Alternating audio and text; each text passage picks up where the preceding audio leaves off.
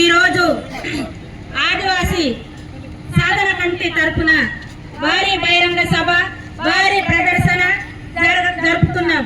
అన్ని ఆదివాసీ సంఘాలు, అలాగే ఎమ్మెల్యే సంఘాలు, సిపిఎం ఇలాంటి సంఘాలు కూడా మద్దతు ఈరోజు ఈ బహిరంగ సభకు మద్దతు ఇస్తున్నాయి.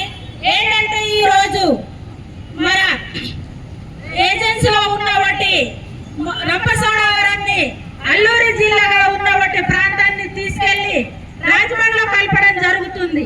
దీన్ని మనం అందరం వ్యతిరేకించాలి. ఎందుకంటే ఈ రోజు మనకు జరుగుతుంది గిరిజనులకు చాలా అన్యాయం.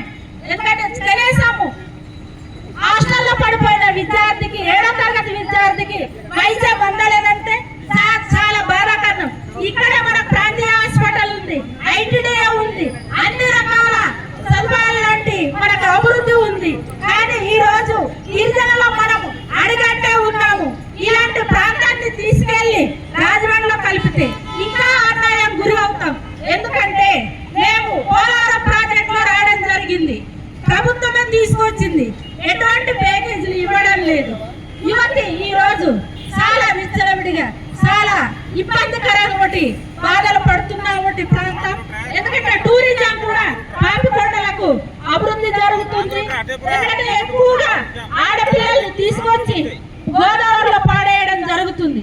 ఇలాంటి వాటిని కూడా మనం ఆదివాసులం టూరిజం మన ఏజెన్సీలో జరుగుతుందంటే ఎక్కువగా అన్యాయం మన ఆదివాసులకే జరుగుతుంది.